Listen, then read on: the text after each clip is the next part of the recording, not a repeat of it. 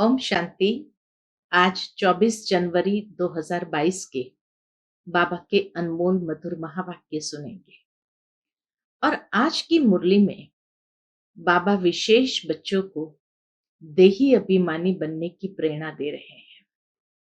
बाबा कहे, बच्चे तुम्हें बाप यही शिक्षा देते हैं कि देही अभिमानी बनो, क्योंकि देही अभिमानी बनने से ही तुम 21 जन्म सदा सुख का वर्षा पाते हो। साथ ही संगम पर बाबा आकर के हमें देही अभिमानी बनाते हैं, क्योंकि बाबा कहे यहाँ ही हमें विकर्मों का विनाश करके पतित से पावन बनना है। तो देही अभिमानी बनने से ही आत्मा पावन बनती जाएंगी और विकर्म भी विनाश होते जाएंगे। साथ ही बाबा कहे, तुम बच्चों को एक बहुत अच्छा शौक होना चाहिए सर्विस करने का। कहीं पर भी मेले आदि लगते हो, वहां जाकर के पर्चे खूब बांटो, बाप का परिचय सबको मिले। जितना हो सके बाबा कहे पर्चों के द्वारा भी तुम सेवा कर सकते हो। तो देही अभिमानी स्थिति एवं सर्विस, इस दो बातों के ऊपर आज की बाबा की मुरली है। सुनते हैं बाबा के मधुर महावाक्य। मीठे बच्चे, 21 जन्मों के लिए सदा सुखी बनने के लिए इस थोड़े समय में देही अभिमानी बनने की आदत डालो। सदा सुखी बनने के लिए बाबा कहे इस थोड़े से समय में देही अभिमानी बनने की आदत डालो। प्रश्न है आज की मुरली से, दैवी राजधानी स्थापन करने के लिए हर एक को कौन सा शौक होना चाहिए? उत्तर है सर्विस का। ज्ञान रत्नों का दान कैसे करें, यह शौक रखो। तुम्हारी ये मिशन है। हम एक मिशन पर है। कौन से मिशन? पतितों को पावन बनाने की। इसीलिए बच्चों को राजाई की वृद्धि करने के लिए खूब सर्विस करनी है। जितना सर्विस करते जाएंगे प्रजा बनती जाएगी। जहां भी मेले आदि लगते हैं, लोग स्नान करने जाते हैं, वहां पर्चे छपाकर बांटने हैं, ढिंढोरा पिटवाना है। आज की मुरली से पहले गीत बजा है, तुम्हें पाकर हमने जहां पा लिया, जमीन तो क्या आसमान पा लिया। ओम शांति।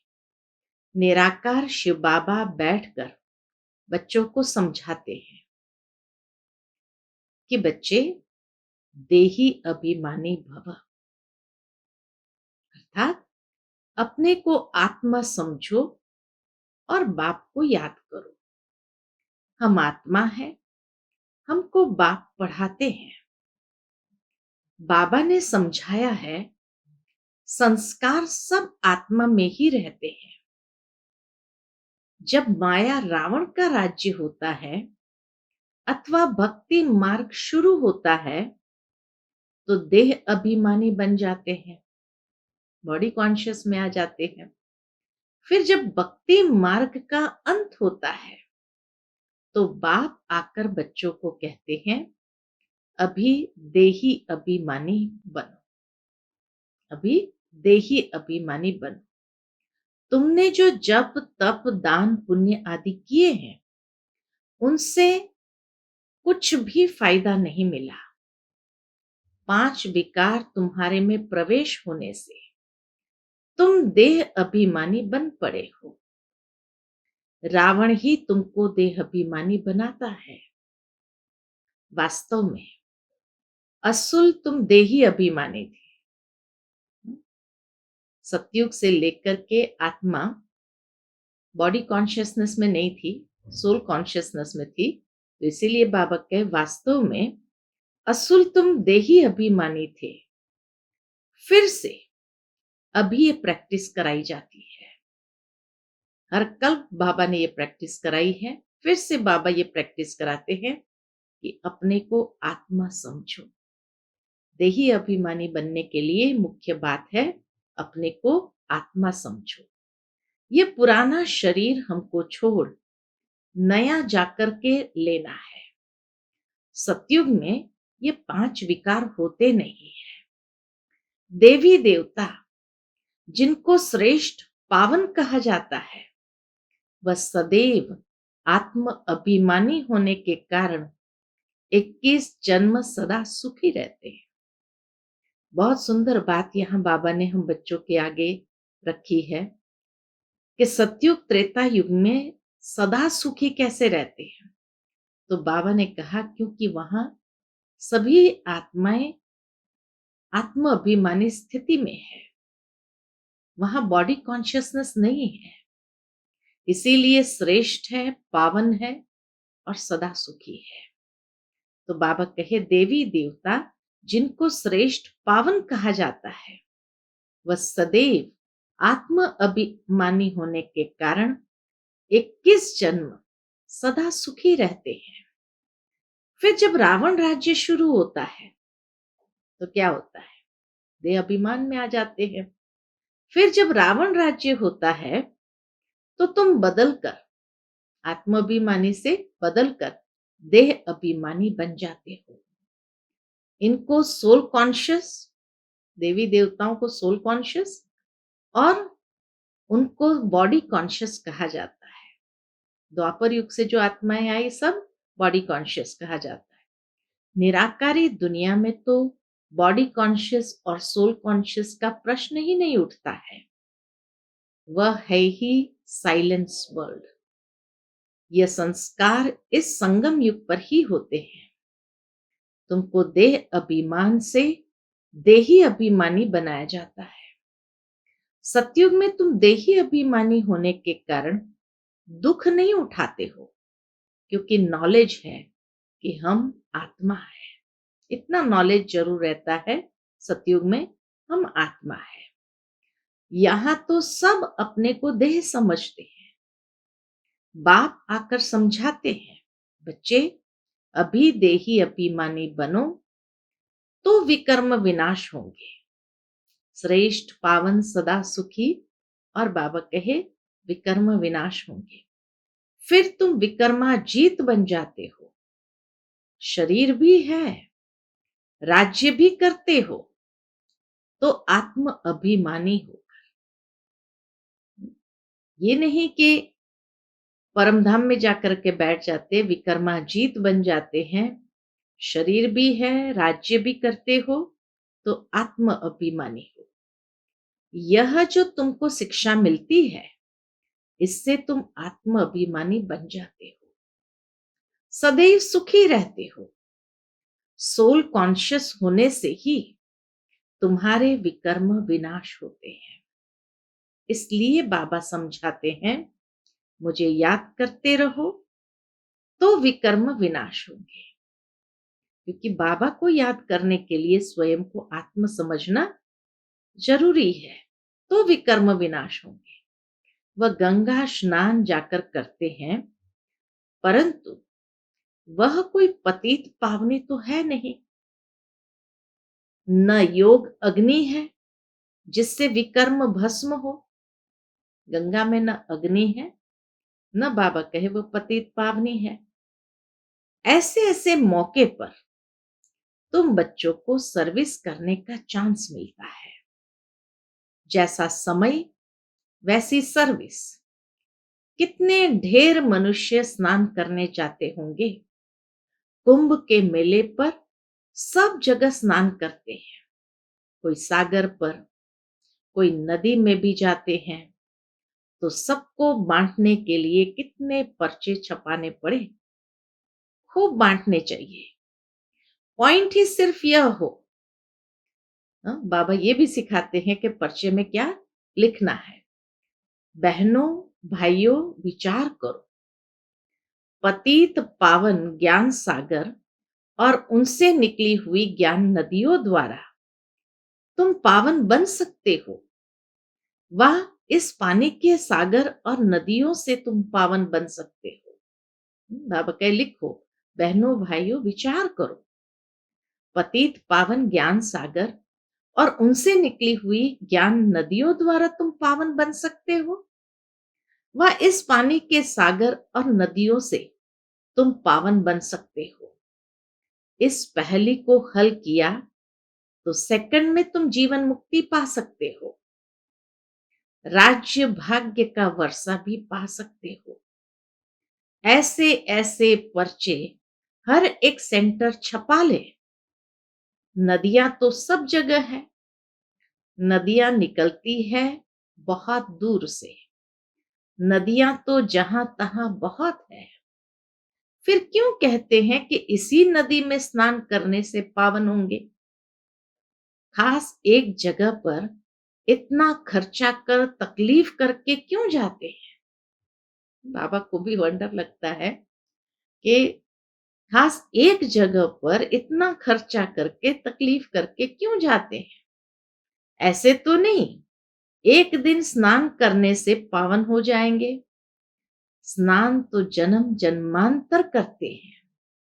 सतयुग में भी स्नान करते हैं, वहां तो है ही पावन। यहाँ तो ठंडी में, खास करके कुंभ मेला तो इस ठंडी के सीजन में होता है। तो बाबा कहे यहाँ तो ठंडी में कितनी तकलीफ लेकर जाते हैं स्नान करने, तो उन्हों को समझाना है। अंधों की लाठी बनना है, सुजाग करना है। पतित पावन आकर पावन बनाते हैं। तो दुखियों को रास्ता बताना चाहिए।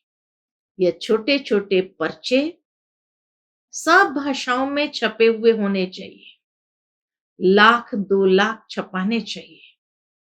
जिन्हों की बुद्धि में ज्ञान का नशा चढ़ा हुआ है, उन्हों की बुद्धि काम करेगी। बाबा ने बच्चों को भी इशारा दे दिया कि ये छपाने का काम कौन करेगा? तो जिन्हों की बुद्धि में ज्ञान का नशा चढ़ा हुआ है, उन्हों की बुद्धि काम करेगी। यह चित्र 2-3 लाख सभी भाषाओं में होने चाहिए। जगह जगह पर सर्विस करनी है। एक ही पॉइंट मुख्य है, आकर समझो कि सेकंड में मुक्ति, जीवन मुक्ति कैसे मिलती है। मुख्य सेंटर्स की एड्रेस डाल दो। फिर उस पर्चे में बाबा कहे मुख्य सेंटर्स के एड्रेस डाल दो। फिर पढ़े व ना पढ़े, तुम बच्चों को त्रिमूर्ति के चित्र पर समझाना चाहिए कि ब्रह्मा द्वारा स्थापना जरूर होनी है। दिन प्रतिदिन मनुष्य समझते जाएंगे कि बरोबर विनाश तो सामने खड़ा है। ये झगड़े आदि बढ़ते ही जाएंगे। मिल्कियत के ऊपर भी कितना झंझट चलता है। आपस में मिल्कियत के ऊपर भी कितना झंझट चलता है। फिर नहीं तो मारामारी भी कर लेते हैं। विनाश तो सामने है ही है। जो अच्छी रीति गीता भागवत आदि पढ़े होंगे वह समझेंगे बरोबर यह तो पहले भी हुआ था। तो तुम बच्चों को अच्छी रीति समझाना चाहिए कि क्या पानी में स्नान करने से मनुष्य पतित से पावन बनेंगे, वह योग अग्नि से पावन बनेंगे। भगवान वाच, मुझे याद करने से ही तुम्हारे विकर्म विनाश होंगे। जहां जहां भी तुम्हारे सेंटर्स है, तो विशेष मौके पर ऐसे पर्चे निकालने चाहिए। मेले भी बहुत लगते हैं जिसमें ढेर मनुष्य जाते हैं, परंतु समझेंगे कोई मुश्किल है। पर्चे बांटने के लिए भी बहुत चाहिए जो फिर समझा सके। ऐसी जगह खड़ा रहना चाहिए। यह है ज्ञान रत्न। सर्विस का बहुत शौक रखना चाहिए। हम अपनी दैवी बादशाही स्थापन करते हैं ना, यह है ही मनुष्य को देवता अथवा पतित को पावन बनाने की मिशन। यह भी तुम लिख सकते हो कि बाप ने समझाया है, मन मना भव। पतित पावन बेहद के बाप को याद करो तो विकर्म विनाश हो जाएंगे। यात्रा की पॉइंट भी तुम बच्चों को बार बार समझाई जाती है। बाप को बार बार याद करो, सिमिर सिमिर सुख पाओ, कलह क्लेश मिटे सब तन के। अर्थात तुम एवर हेल्दी बन जाएंगे। बाप ने मंत्र दिया है कि मुझे सिमरो, अर्थात याद करो। ऐसे नहीं कि शिव शिव बैठ सिमरो। बाबा ये भी समझाते हैं, ऐसे भी नहीं कि बैठे बैठे खाली शिव शिव शिव करते रहो। शिव के भगत ऐसे शिव शिव कह माला जपते हैं, वास्तव में है रुद्र माला। शिव और शालीग्राम, ऊपर में है शिव, बाकी है छोटे छोटे दाने अर्थात आत्माएं। आत्मा इतनी छोटी बिंदी है, काले दानों की भी माला होती है, तो शिव की माला भी बनी हुई है। आत्मा को अपने बाप को याद करना है, बाकी मुख से शिव शिव बोलना नहीं है। शिव शिव कहने से फिर बुद्धि योग माला तरफ चला जाता है। अर्थ तो कोई समझते नहीं है।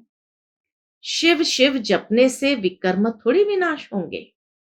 माला फेरने वालों के पास यह ज्ञान नहीं है कि विकर्म तब विनाश होते हैं, कब होते हैं, जब संगम पर डायरेक्ट शिव बाबा आकर मंत्र देते हैं। बाबा कहे लोगों को तो ज्ञान नहीं है कि विकर्म तब विनाश होते हैं जब संगम पर डायरेक्ट शिव बाबा आकर मंत्र देते हैं। कौन सा मंत्र देते हैं? मन मना भव, या कहते हैं माम एकम याद करो। बाकी तो कोई कितना भी बैठ शिव शिव कहे, विकर्म विनाश नहीं होंगे। काशी में भी जाकर रहते हैं तो शिव काशी कहते रहते हैं। कहते हैं काशी में शिव का प्रभाव है। शिव के मंदिर तो बहुत आलीशान बने हुए हैं। यह सब है भक्ति मार्ग की सामग्री। तुम समझा सकते हो कि बेहद का बाप कहते हैं मेरे साथ योग लगाने से ही तुम पावन बनेंगे। बच्चों को सर्विस का शौक होना चाहिए। बाप कहते हैं मुझे पतितों को पावन बनाना है। तुम बच्चे भी पावन बनाने की सर्विस करो। पर्चे ले जाकर समझाओ, बोलो इनको अच्छी रीति पढ़ो। मौत तो सामने खड़ा है, यह दुखधाम है। अब ज्ञान स्नान एक ही बार करने से सेकंड में जीवन मुक्ति मिलती है। फिर नदियों में स्नान करने भटकने की क्या दरकार है? हमको सेकंड में जीवन मुक्ति मिलती है, तब ढिंढोरा पिटवाते हैं। नहीं तो कोई थोड़ी ऐसे पर्चे छपवा सकते हैं। अब अगर ये भी कहो कि कोई ऐसे थोड़ी पर्चे छपवा सकते हैं। बच्चों को सर्विस का बहुत शौक होना चाहिए। पहेलियां भी जो बनवाई है वह सर्विस के लिए है। बहुत है जिनको सर्विस का शौक नहीं है। ध्यान में ही नहीं आता कि कैसे सर्विस करें। इसमें बड़ी अच्छी चमत्कारी बुद्धि चाहिए। लिखने की भी बाबा कहे बड़ी अच्छी चमत्कारी बुद्धि चाहिए। जिनको पैरों में देह अभिमान की कड़ियां हैं, बाबा कहे जिनको पैरों में देह अभिमान की कड़ियां यानी जंजीरें पड़ी है, तो देही अभिमानी बन नहीं सकते। इसीलिए बाबा कहे ये जंजीरों को तोड़ो और देही अभिमानी बनो। समझा जाता है ये क्या जाकर पद पाएंगे। देह अभिमान वाला क्या जाकर पद पाएंगे? तरस पड़ता है। सब सेंटर्स में देखा जाता है कौन कौन पुरुषार्थ में दिखे जा रहे हैं।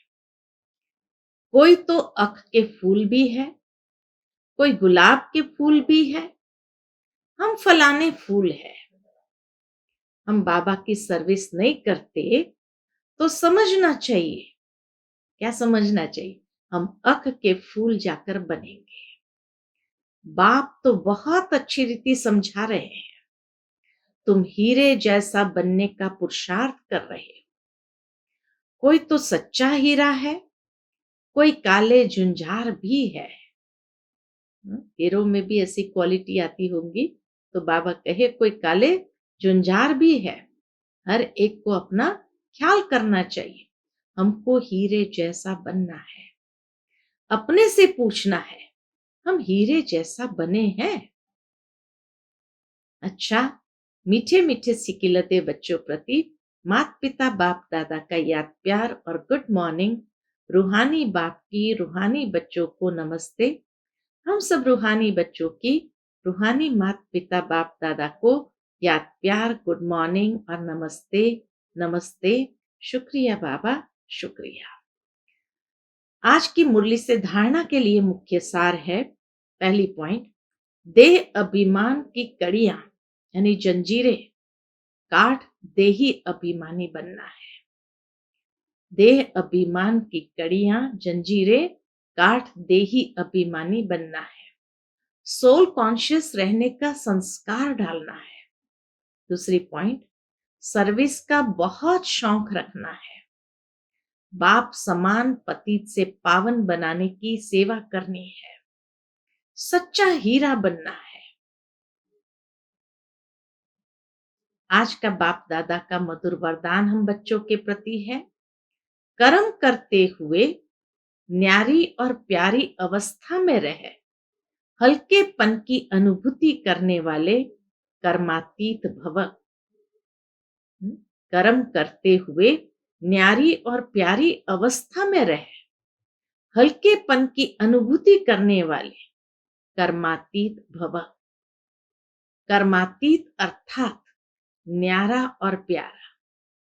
कर्म किया और कर्म करने के बाद बाबा कहे न्यारा और प्यारा। कर्मातीत माना न्यारा और प्यारा। कर्म किया और करने के बाद ऐसा अनुभव हो जैसे कुछ किया ही नहीं, कराने वाले ने करा लिया। ऐसी स्थिति का अनुभव करने से सदा हल्कापन रहेगा। ऐसी स्थिति का अनुभव करने से सदा अंदर से डबल लाइट हल्का रहेंगे। कर्म करते तन भी हल्कापन, कर्म करते तन का भी हल्कापन, मन की स्थिति में भी हल्कापन। जितना ही कार्य बढ़ता जाए उतना हल्कापन भी बढ़ता जाए।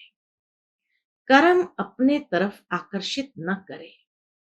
मालिक होकर कर्मेंद्रिय से कर्म कराना और संकल्प में भी हल्केपन का अनुभव करना, यही कर्मातीत बनना है।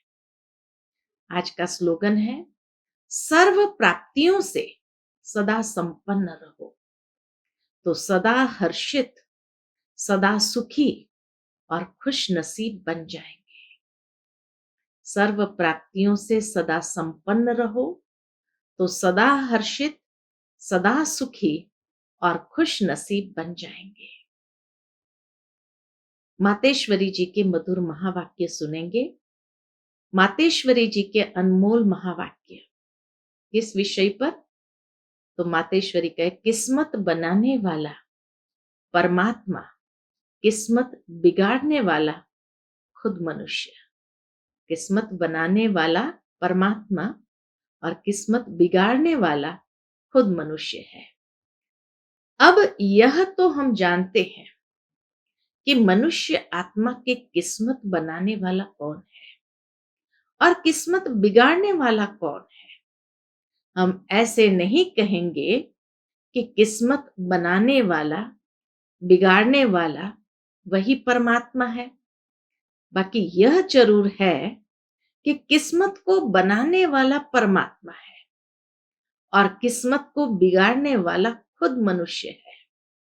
अब यह किस्मत बने कैसे और फिर गिरे कैसे, इस पर समझाया जाता है। मनुष्य जब अपने को जानते हैं और पवित्र बनते हैं तो फिर से वो बिगड़ी हुई तकदीर को बना लेते हैं। अब जब हम बिगड़ी हुई तकदीर कहते हैं, तो इससे साबित है कोई समय अपनी तकदीर बनी हुई थी जो फिर बिगड़ गई। बाबा कहे कोई समय अपनी तकदीर बनी हुई थी जो फिर बिगड़ गई है। अब वही फिर बिगड़ी तकदीर को परमात्मा खुद आकर बनाते हैं। अब कोई कहे परमात्मा खुद तो निराकार है, वो तकदीर को कैसे बनाएगा? इस पर समझाया जाता है निराकार परमात्मा कैसे अपने साकार ब्रह्मा तन द्वारा, अविनाशी नॉलेज द्वारा हमारी बिगड़ी हुई तकदीर को बनाते हैं। अब यह नॉलेज देना परमात्मा का काम है। बाकी मनुष्य आत्माएं एक दो की तकदीर को नहीं जगा सकते हैं। तकदीर को जगाने वाला एक ही परमात्मा है, तभी तो उन्हों का यादगार मंदिर कायम है। अच्छा, लवलीन स्थिति का अनुभव करने के लिए जिस समय जिस संबंध की आवश्यकता हो, उसी संबंध से भगवान को अपना बना लो। दिल से कहो मेरा बाबा, और बाबा कहे मेरे बच्चे। इसी स्नेह के सागर में समा जाओ। यह स्नेह छत्र छाया का काम करता है, इसके अंदर माया आ नहीं सकती। अच्छा, ओम शांति।